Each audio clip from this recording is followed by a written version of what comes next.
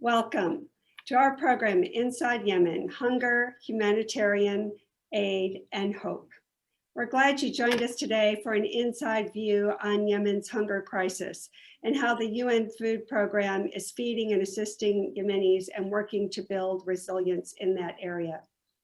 My name is Marianne Maldonado, CEO of the World Affairs Council of Greater Houston.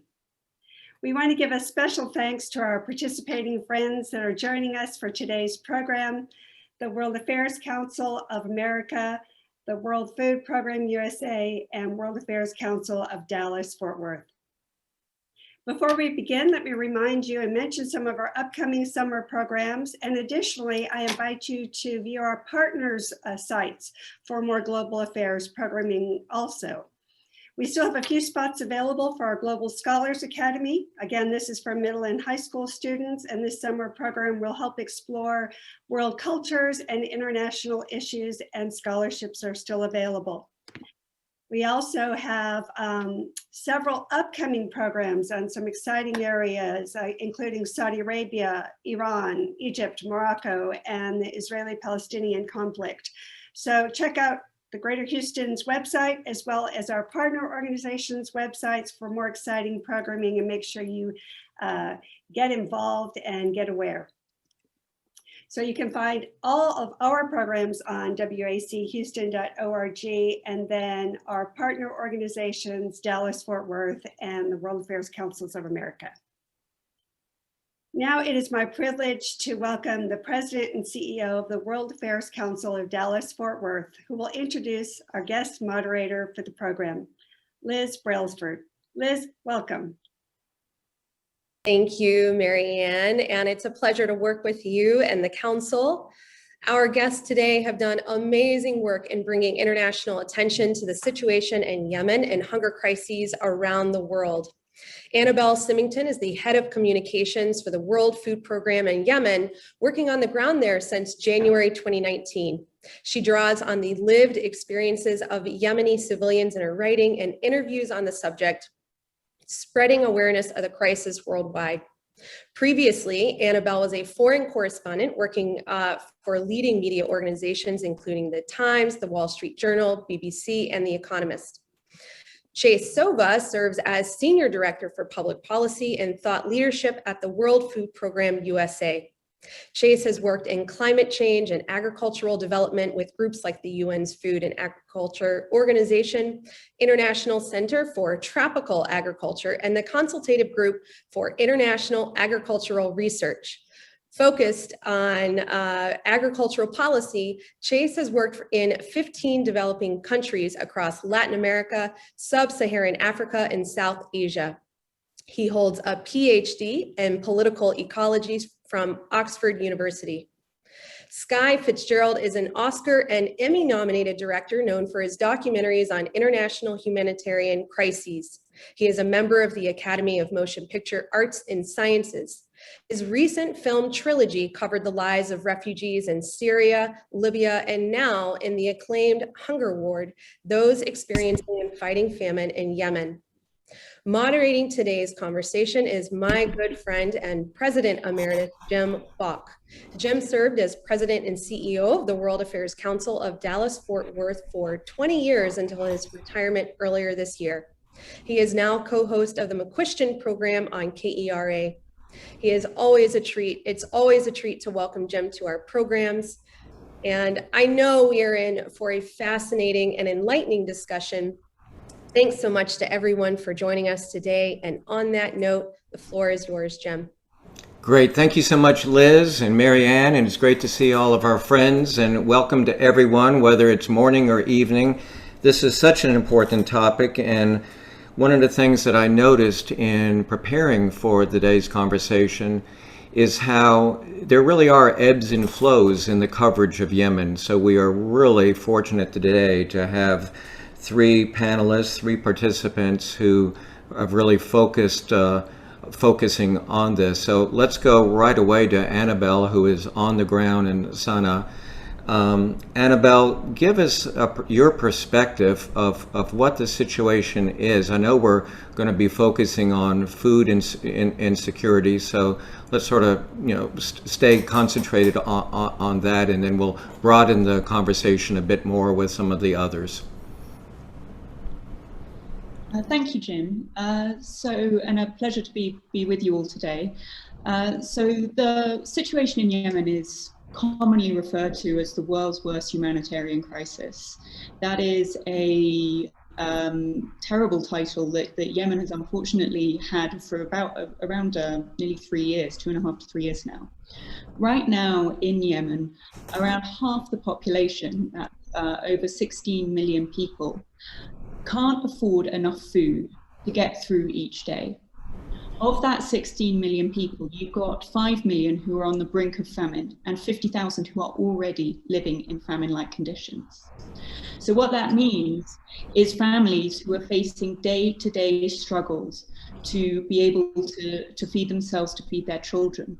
What that means for individuals is mothers and fathers eating less so that their children can eat. They're eating less often, they're eating cheaper and less preferred foods.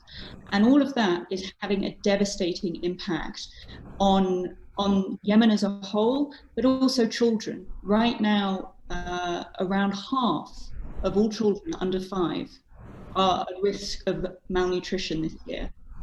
Now, malnutrition permanently damages the child's cognitive as well as physical development and leads to stunting, which is irreversible. So the cost of the hunger crisis that continues to unfold in Yemen is going to be felt not only today by the families who are suffering in Yemen right now, but for generations to come. One of the things that I think people need to remember about Yemen is that the country, really ever since its establishment, has been challenged in having enough food. I mean, 90% of its food has been imported even before we reached this current crisis, and there's been some other contributing factors as well. Talk about Yemen's, for lack of a better word, really inability to control its population. I mean, its population has grown 174% in the last 30 years, and you compare that to some other countries that have been able to do more Planned Parenthood and so forth. Well, Yemen, even pre-conflict, was the poorest country on the Arabian Peninsula. So that, and as you rightly say, even pre-conflict, it was reliant on imports for food. It has a very, very weak agricultural sector, and that's something which then through the conflict has been totally devastated. It's also a country that even pre-conflict was plagued by instability, political instability, which has meant that conflict has sort of come and gone throughout the decades. The current civil war that is unfolding is actually one of many parts and many factions. And so while we commonly refer to the two sides, there are actually many other players which sort of further complicate things. But you have a population who were already, so even pre-conflict, WFP was in Yemen. We were feeding around 1 million people even before the conflict, and then through the last 6 years, we've increased our assistance up to 13 million people. That's not that's just below like half the population. So it's been a very rapid scale up in order to provide support for a population who is in dire need of this ongoing humanitarian assistance. Mm-hmm. Let me remind everyone that we are eager to hear your questions, and I'll weave your questions into the conversation. So please just put them in the Q&A tab, and we'll get to just as many of them as we can. Chase, let's go over to you, if we may. This is a complicated conflict, and I don't want to spend too much time on the politics of it because they seem to be changing every day. But where are we? Who are the players? Yeah, it's a great question, Jim. And let me start out first by telling you a little bit about who I am and our organization and how we relate to the work that Annabelle is doing. So my name is Chase Sova. I'm the Senior Director of Public Policy and Thought Leadership at the World Food Program USA. And WFP USA is a nonprofit organization that works in the United States and represents some of WFP's interest in the United States as it relates to private sector fundraising, whether it's from individuals, foundations, corporate. But we also do a lot of work up on Capitol Hill, sort of educating lawmakers on the role that the World Food Program is playing in fighting hunger internationally. So to a certain extent, my job is to try to make Annabelle's job just a little bit easier if we can.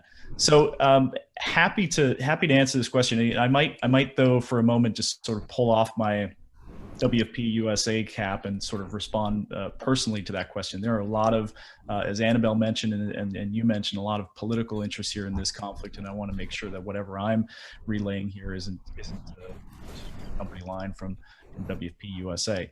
But there are about 50 active front lines in Yemen right now. So there are many actors at play here.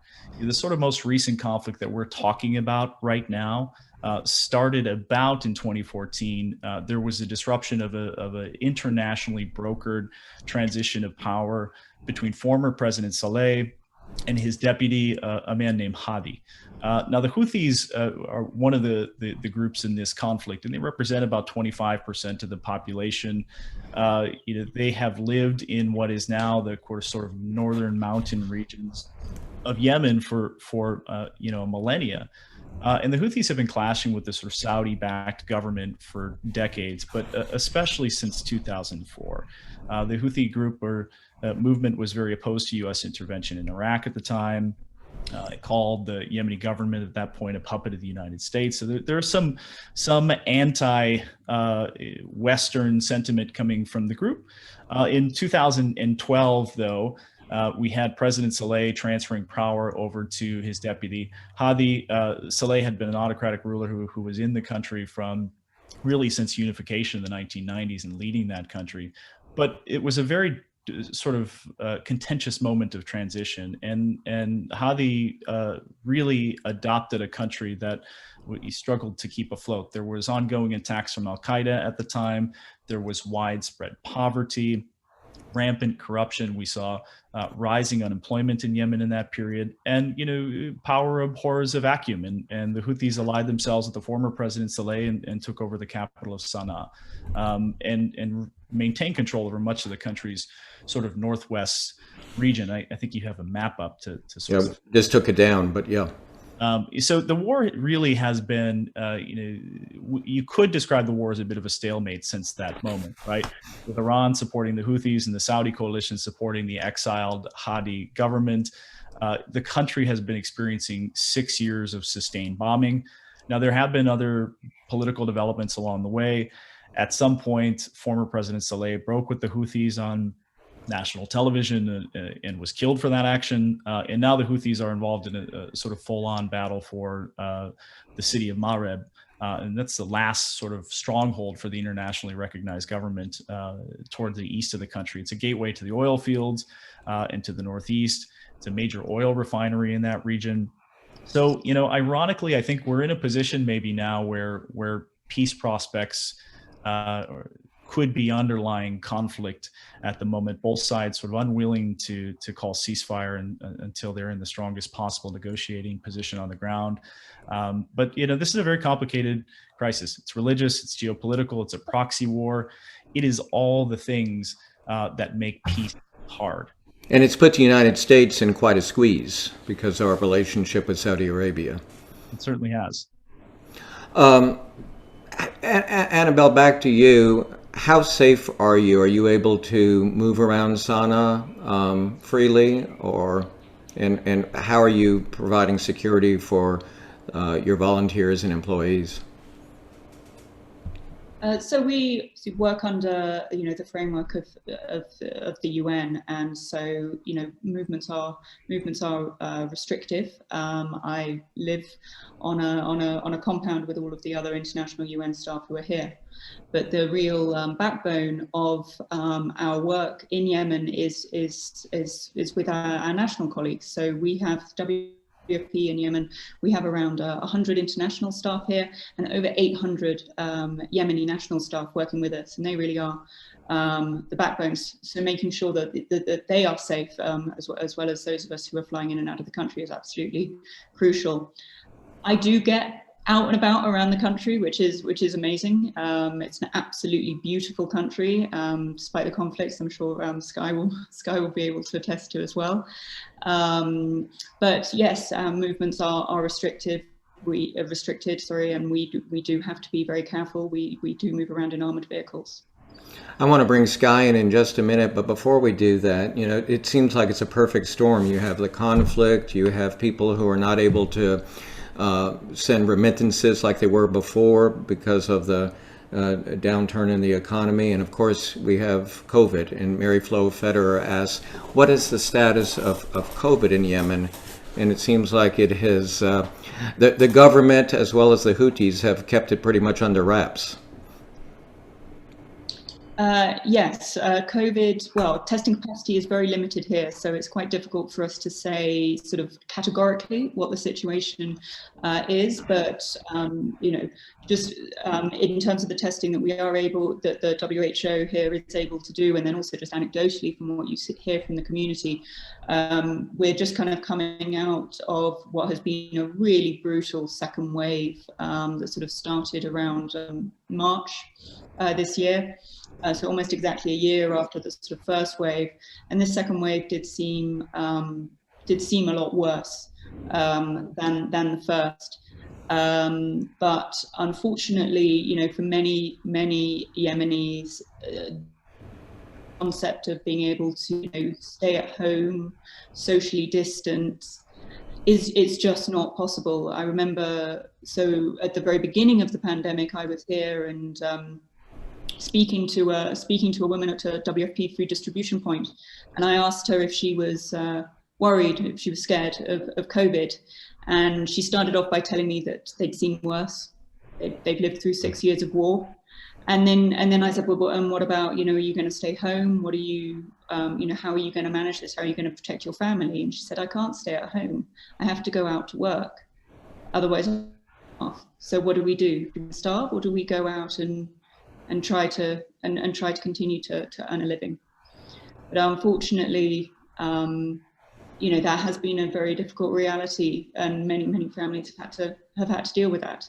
And I suspect vaccines are not there. Not only the direct one, or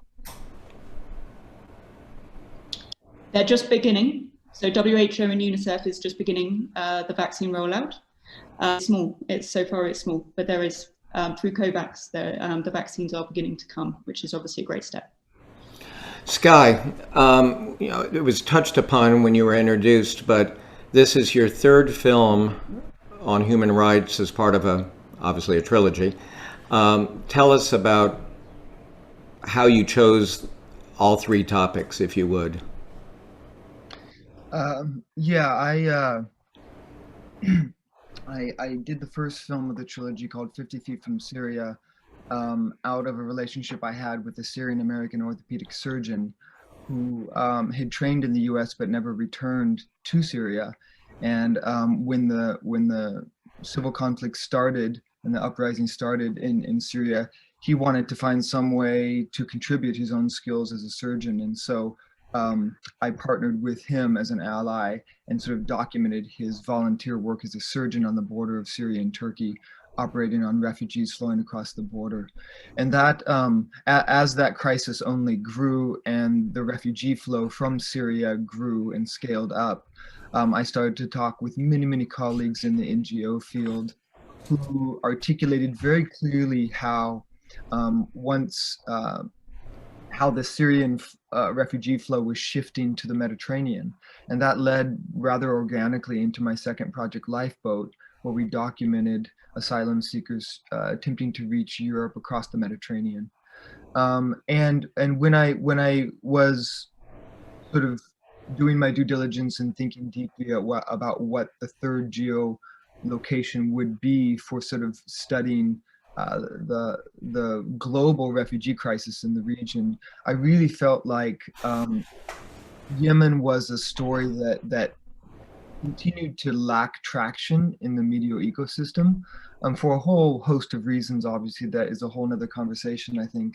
But I felt like, specifically as an American whose government is complicit in the conflict deeply, and that very few Americans know about, it was a topic ripe for a cinematic rendering that could reach people in a different way, that wouldn't just immediately disappear from the media ecosystem like so many broadcast stories do. And so that's the point where I decided I had perhaps a rather unique skill set and opportunity to try to bring this story to specifically a Western audience in a more foundational way, in a way that would have a little more traction and have a longer lifespan, frankly. So that was the intent and the catalyst. You know, as we talked about, it's very difficult for the media to get into Yemen. How did you get authorization to do it? Who supported you? And well, so I come from a very different position than Annabelle, for example, and Chase, you as well, because I have both the opportunity and also the risk to operate in a very different way than an NGO, right? I'm not an employee. I get to make my own decisions about how to build a team and how to go about these things, and that's high risk, high reward, right? And so I didn't have a huge partner to go to the embassy with and say, I'm trying to do this thing, you should allow us access. Instead, I had to navigate very carefully sort of the community of colleagues, journalists, filmmakers, who had already successfully navigated that very challenging landscape of legally gaining access to the country. And I want to emphasize legally, right? Because as you probably know, there was a CNN team that got into Yemen several months ago and had to go in through the north because they couldn't get the proper permission from the Hadi government. So that was an option on the table for me, but it wasn't one that I wanted to do, because part of my paradigm for the film was that I wanted to focus on a clinic both in the north and in the south of the country, to demonstrate what I thought would be very similar challenges facing healthcare workers and the civilian population, regardless of where they were in the country. And so what I did was we started conversations with the embassy in DC, the Yemeni embassy, and that set of conversations involved 2 trips to the embassy, a lot of conversations about what we were doing and why we were trying to do it. And there was a parallel track conversation happening with Ansar Allah, with the Houthi de facto government in the north. And you know, I don't know Annabelle's view on this, but my view, having worked in the country for significant chunks of time, is, you know, the Houthis, you know, they are a government. They have their own system of government. They are governing in the north, regardless of how you feel about the nature of that government. And so we really knew that we had to also get permission from them. And so we had a parallel track conversation going with them, and we were able to sort of somehow make sure that those conversations happened, and sort of there was a confluence at the very end where we got permission, visas from both to enter the country during the same period of time. It was nuanced and tricky, and we couldn't really tell either party that we were doing this with the other side, but they didn't ask either, so it worked for us. well, we don't want to, you know, give away Hunger Ward, because I really do hope everyone watches this film, as I did last week. How can people watch it? Tell our audience about how they can watch it for free or they can pay. Yeah, so Hunger Ward is available right now in about 45 countries or so on the Paramount Plus network, if you're a subscriber to that CBS entity, or Pluto TV, which is a free app for smart TVs. So it is available free, or if you're a subscriber to Paramount Plus. Annabelle or Chase, what do you think has been the response of the film, and how has it helped you, if it has, in your work? Either one. Well, the film is absolutely beautiful, and I think in terms of how it and is led by these 2 incredibly strong male characters, a nurse and a doctor. Their passion and dedication as Yemenis supporting the children around them is incredibly inspiring, and I think really brings out the human element. When we talk about the crisis in Yemen, sometimes the numbers are quite overwhelming.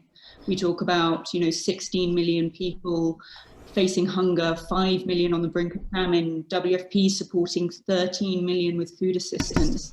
And then what the hunger ward does is tells you the individual stories behind that. And I think that's what we need to remember. That's also, you know, the great privilege of the work that I do, getting to travel around Yemen and meet many of the Yemenis that we are supporting, is remembering that behind those numbers are mothers and fathers and nurses who are just trying to do their best for their children, for their families, for their colleagues. Chase, Jim, I'm sure you've got an opinion on what's a beautiful film. Piggyback on the back of that from a sort of U.S. Visibility and advocacy perspective. I mean, having a tool like this to put in front of Americans is very, very powerful. You know, Annabelle talked about the numbers and how overwhelming they are in Yemen, and that's absolutely true. But globally also, we have huge hunger numbers skyrocketing in a multitude of places. And so getting media attention on one hunger emergency in the context of overlapping hunger emergencies is really a difficult play. I mean, right now around the world, we've got about 270 million people who are facing crisis levels of hunger. There are just news yesterday that we're seeing increased pockets of famine around the world that incorporate almost 600,000 people in about 4 to 6 countries. So here we are in the 21st century. Hunger numbers are on the rise over the last 3 or 4 years, and you have these sort of smoldering emergencies like the one that Annabelle is working, but it's stacked on top of emergencies like Syria and Northeast Nigeria, and now Mozambique and Ethiopia. So having a very powerful tool that we could put in front of American market that shows those very human stories is a very powerful tool when you're trying to break through. You know, and the World Food Program has a budget, an operating budget, and needs of about 15 billion with a B this year. Dollars, and that's a huge amount of money to raise. Now, governments are going to step up and provide as much as they can, but there's going to be pretty massive funding gaps this year for the United Nations World Food Program. You know, and if you see a funding gap of maybe $5 billion against what is needed, you know, that's translating into almost 10 billion meals that aren't being delivered by that organization. And so it's a really powerful tool to help us break through what is becoming a tragedy on top of a tragedy on top of a tragedy as these hunger trends head in the wrong direction. Chase, I don't know what the excuse me, what the situation is with U.S. funding, and like you to mention that, but I did see that just a few months ago the UK cut its support by 60%, and many other countries have as well. Obviously, or not surprisingly, perhaps I should say, Saudi Arabia and the UAE, who had pledged money earlier, have cut their funding. Elaborate on that, if you would. Yeah, well, let me provide a little even more context. I mean, I mentioned earlier, I spend a lot of my time up on Capitol Hill, and we work with lawmakers in the United States, briefing them and making them aware of the work that WFP is doing and on the general problem of hunger as it exists around the planet. And, you know, what I can tell you is that there is very strong bipartisan, bicameral support for international food assistance programs in the United States.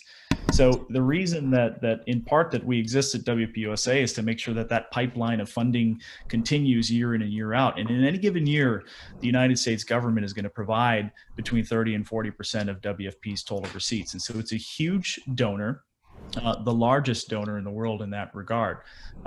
That funding has been pretty consistent and increasing in recent years in the food assistance accounts. So the food assistance from the United States comes in a couple different forms and a couple different accounts.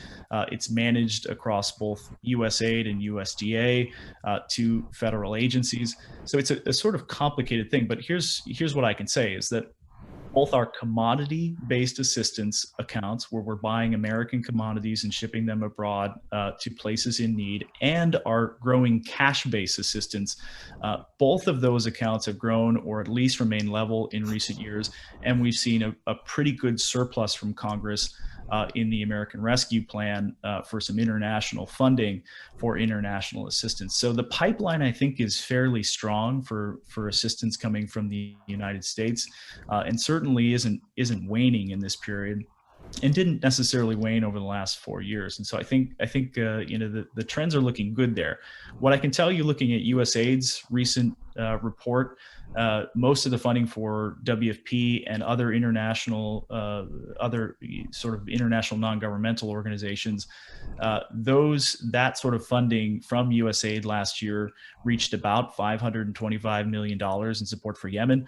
Of that, about 400 million was for food assistance funding going to a variety of organizations, including the World Food Program.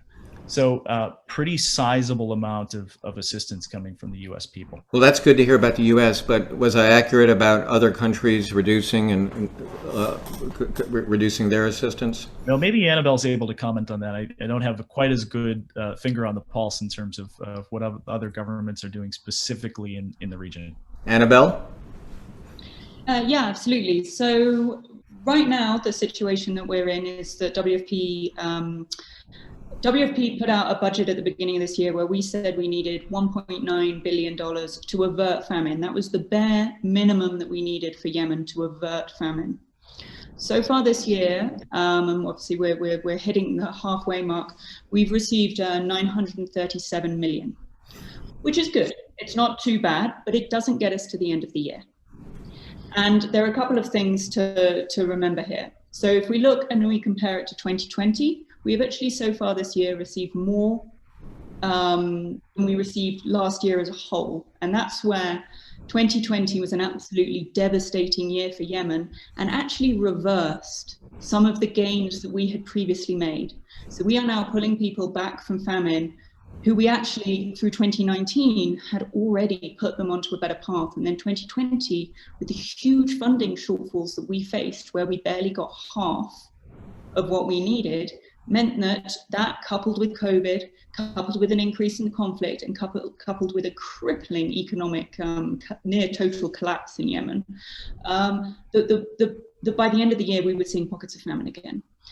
Now, we're in a better position. Yes, we are racing to avert a famine. And, you know, thankfully, the international community has stepped up so far with nearly half of what we need. But it takes 4 months to turn $1 into food on the plate of a Yemeni. When you think about in terms of shipping the food, getting it into the country, into the warehouses, and then dispatching it out to the families that need it, from that dollar pledged by a government to that bag of flour being in the hand of a Yemeni mother, turning it into dough for bread for her kids, it's 4 months.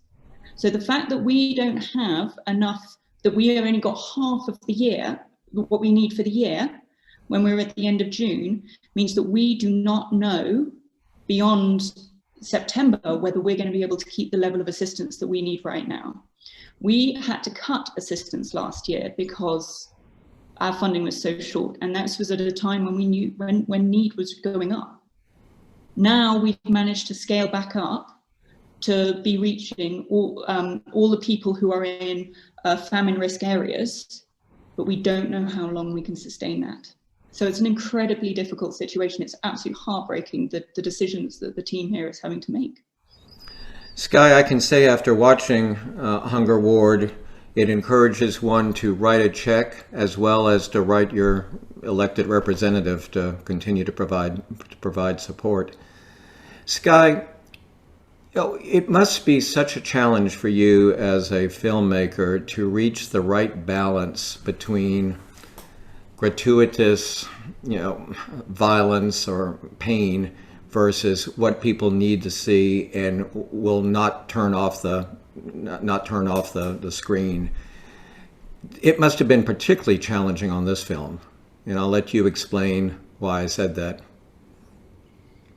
Yeah, the tension in the storytelling and specifically the nonfiction world between what is necessary, what is important, what is gratuitous, what is not gratuitous, has been a tension that's been alive and well for generations, or millennia, shall we say, in different forms. So it's not a new question or challenge, but it's one that I think must be deeply thought upon and carefully considered, especially when you're filming in the middle of a humanitarian crisis.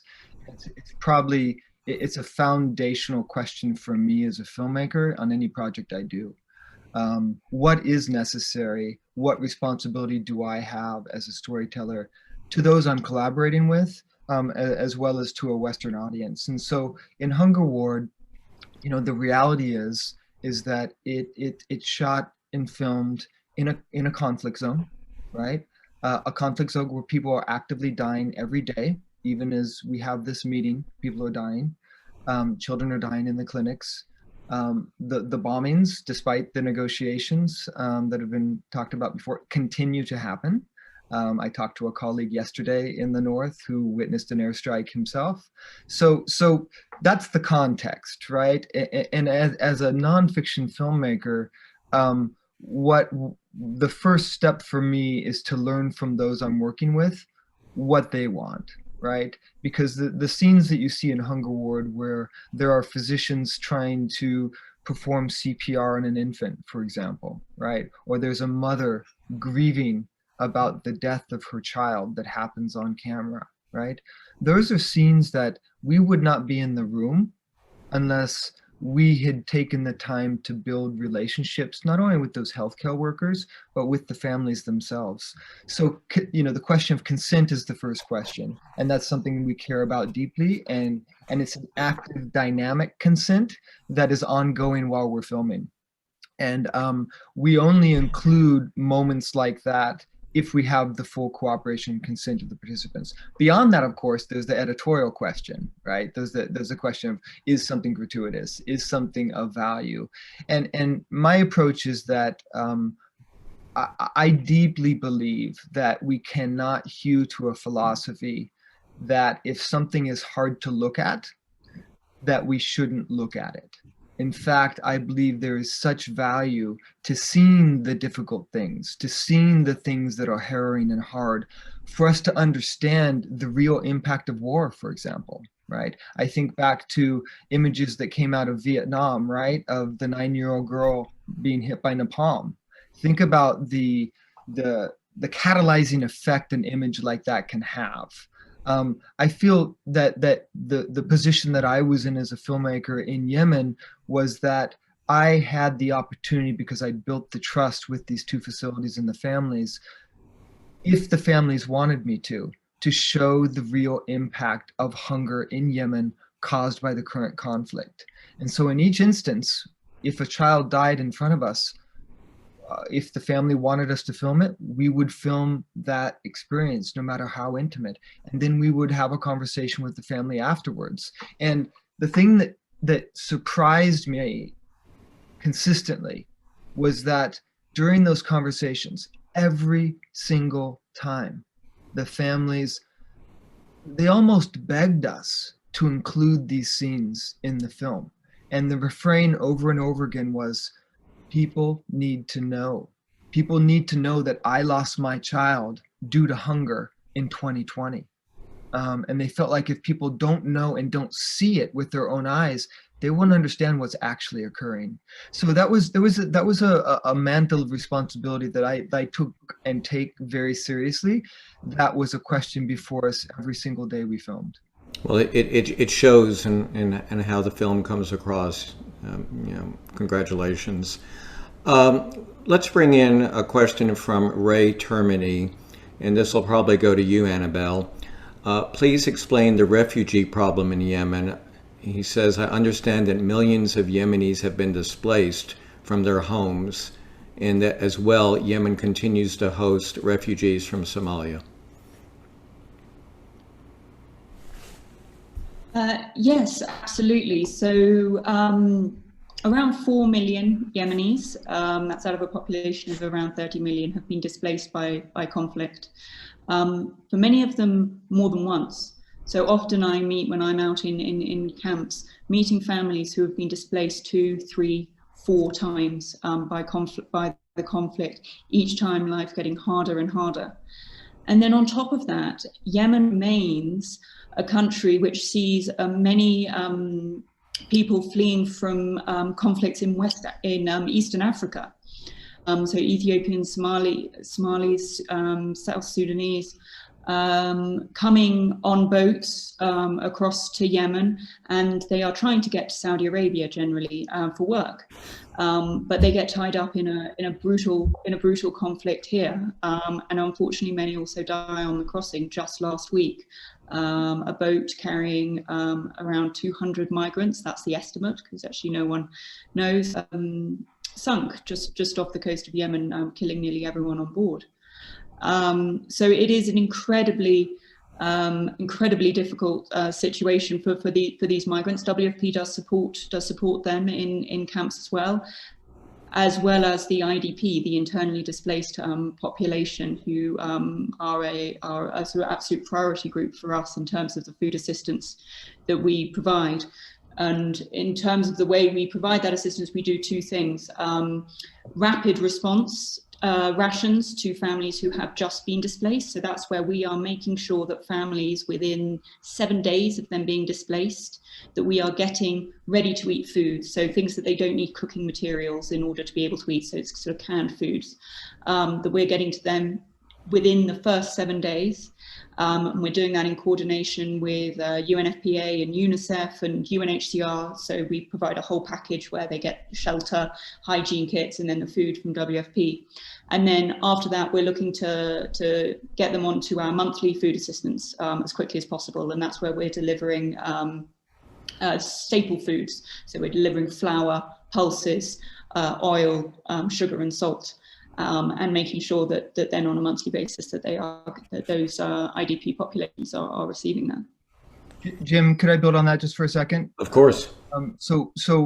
In addition to what Annabelle just articulated in terms of the larger context, we, because we were in the field the entire time, we were there, we pursued stories in many parts of the country, and we spent some time in a small town called Al-Azra on the western coast of Yemen, which is one of the landing points for immigrants coming across the Red Sea from the Horn of Africa.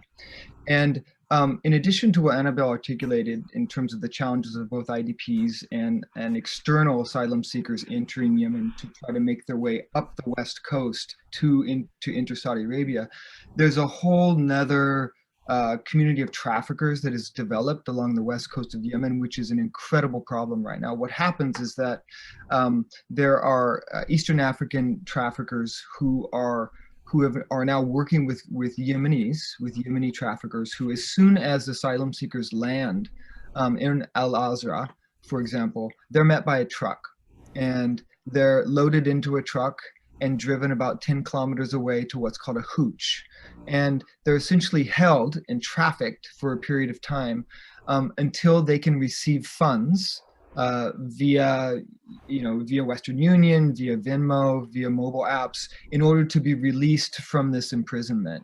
And so it's turned into a trafficking ring, much like Libya has, where this human displacement has been exploited into human trafficking. And I interviewed several of these asylum seekers who had landed in Al-Azra and then who are actually in a clinic that World Food Program was supporting. And one of them had just been released the day before. And I won't go into the details now, but the experiences that human being bore and somehow survived before he was released simply for being an asylum seeker are so harrowing and so horrible that we should all care. It's happening actively right now. It just shows the ramifications of this conflict on so many levels. Walter Ulrich has a really interesting question. It's one of the things that I know you all are well aware of, that a lot of the foreign assistance goes on the black market, is stolen, pilfered. And Walter asks this: Medical Bridges is very concerned about the healthcare infrastructure in Yemen, where Medical Bridges has served before. Do either of you have any advice on how we can get medical equipment and supplies safely, legally, and assured it will get to those in need? Annabelle, perhaps you should take a stab at that. Well, in terms of well, the need on the medical side and healthcare side is absolutely critical. You know, there's only half of all healthcare facilities are currently fully functioning in Yemen as a result of the conflict. Definitely getting.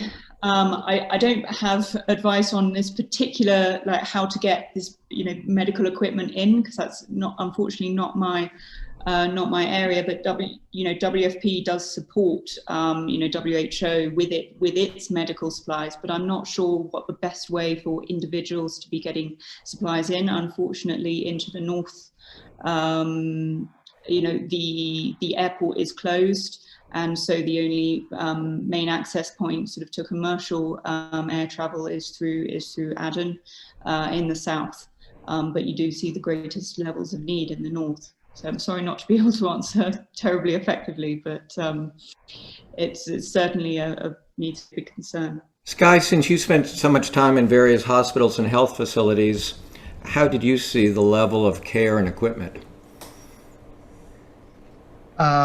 Well, to me, I would separate those very, very clearly, care and equipment.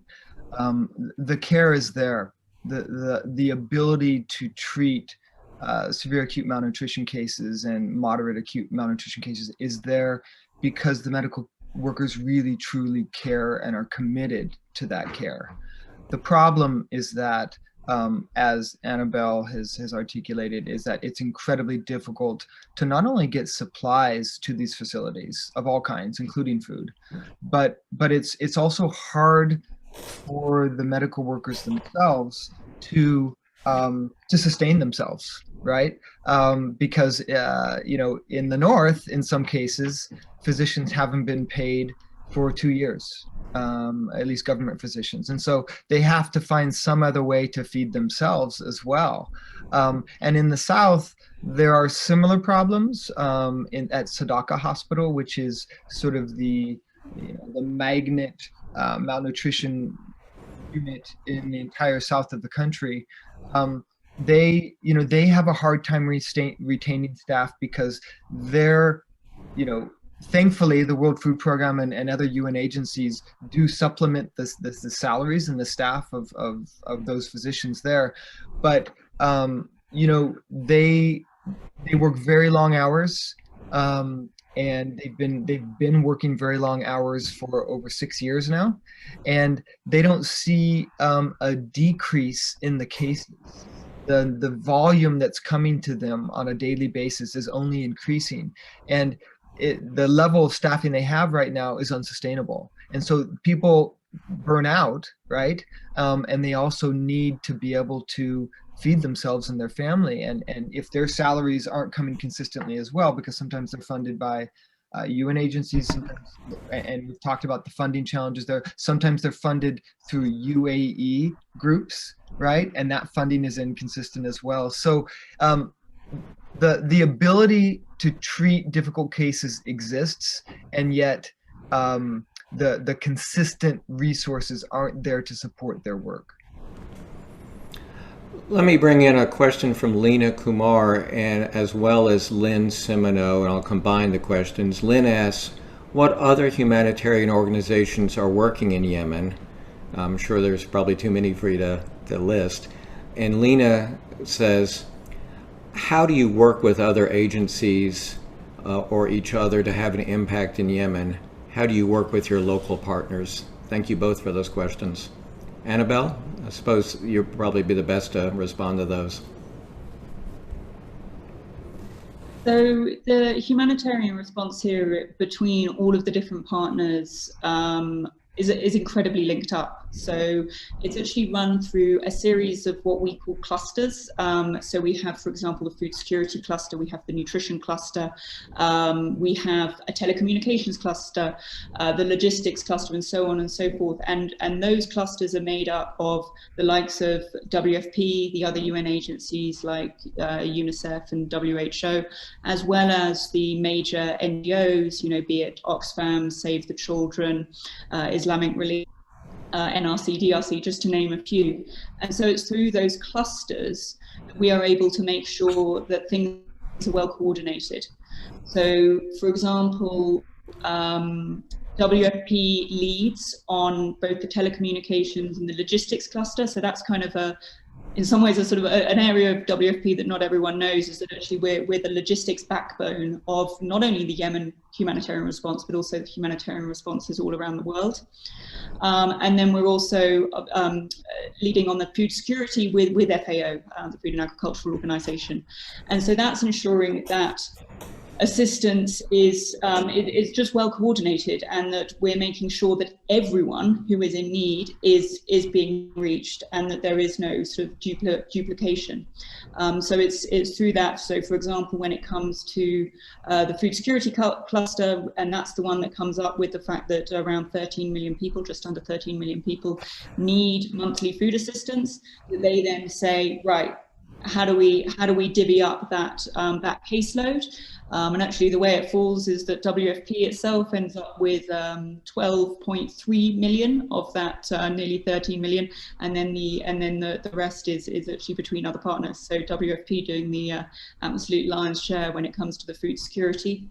On the nutrition side as well, so WFP supports mothers, so pregnant or breastfeeding mothers who are malnourished, and then we support the children who can be, the malnourished children who can be treated as outpatients. So ones we can give nutrition supplements to, and they can go home and take these supplements. And then UNICEF and WHO are the ones who are supporting the children who are so malnourished that they need hospital treatment for the malnutrition. So again, making sure that we are coordinated, and so that everyone gets the right type of assistance at the right time is absolutely crucial. And so, and well, great question from the audience. So thanks so much for asking that. Well, it's great to hear as well that people are working, agencies are working well together.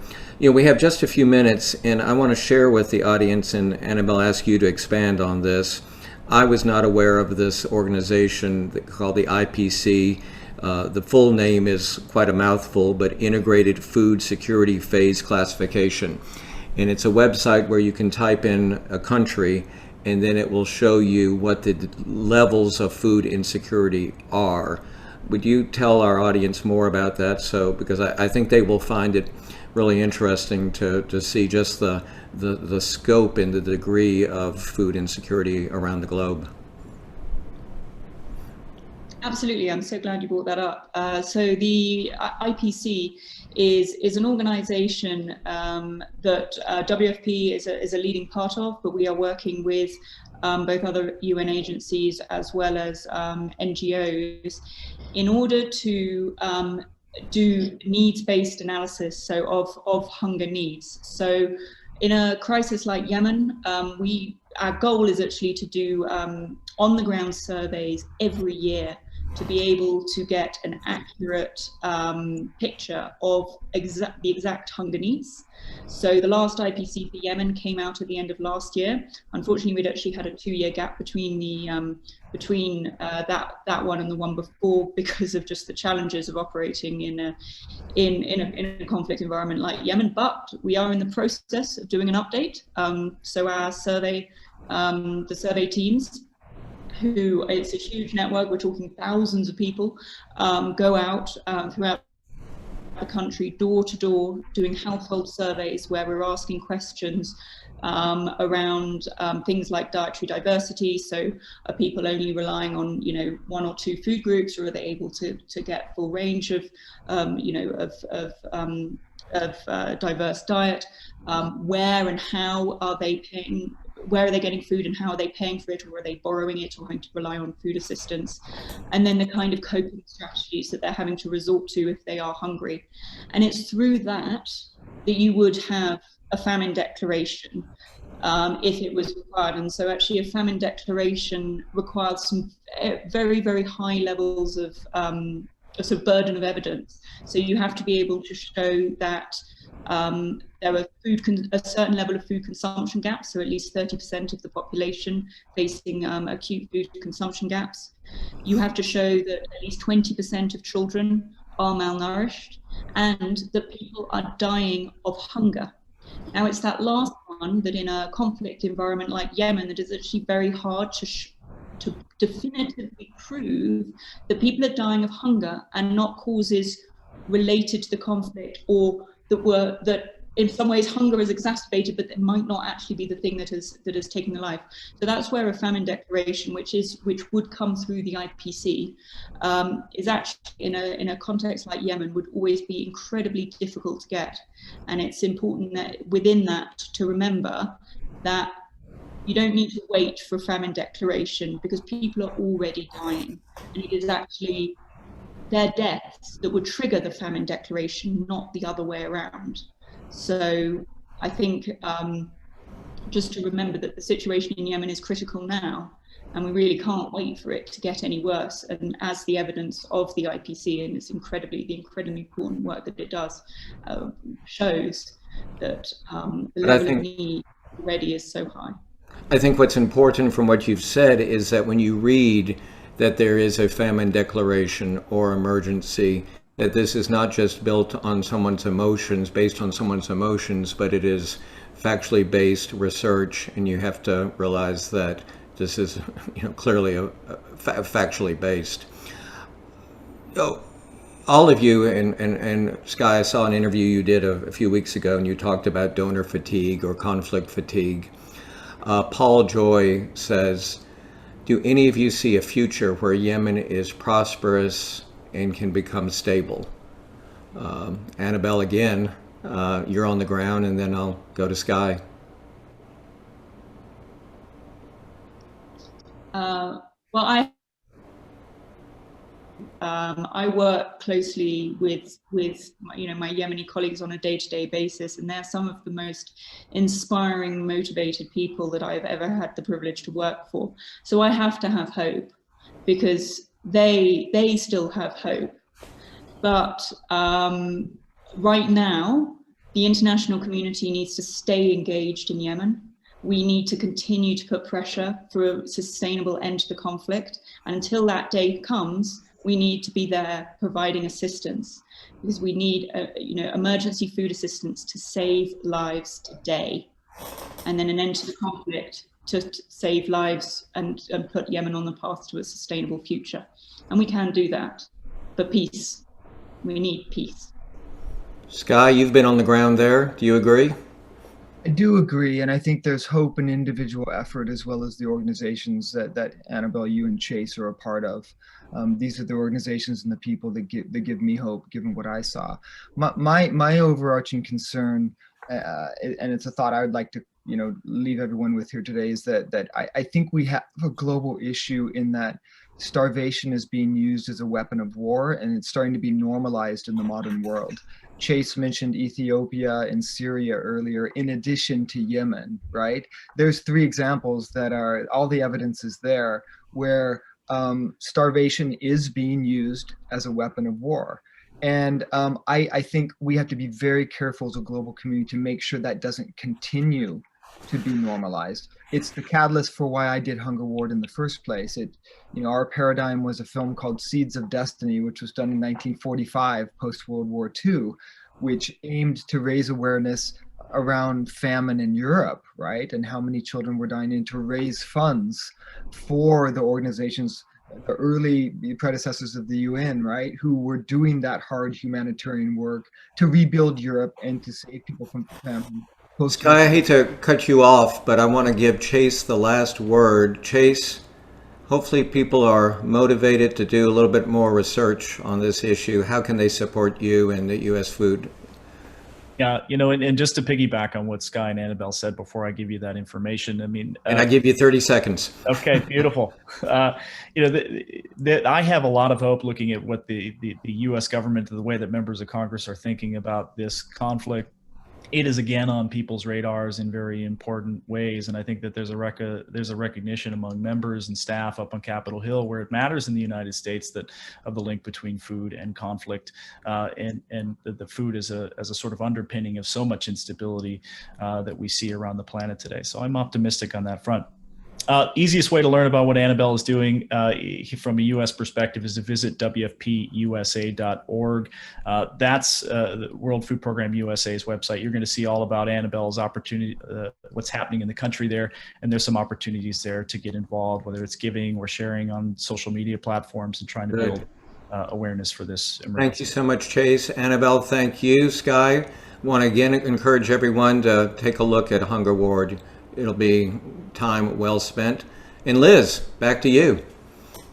Thank you. Thank you all for such a wonderful conversation on a critical topic. I know our members walked away from this session with more knowledge and a better understanding of the crisis. So thank you. I'd also like to thank the World Affairs Council of Greater Houston again for partnering with us on this program. It was presented as part of the Engage America World Food Program USA Speaker Series, supported by the World Food Program USA and the World Affairs Councils of America. Thanks to both of these organizations. And we have a full schedule here at Dallas Fort Worth. So check out our website at dfwworld.org. And as mentioned a few minutes ago and at the top of the program, check out our partner organizations' websites as well for information about this topic and also for their calendar of events. Thanks to all of you and have a great day.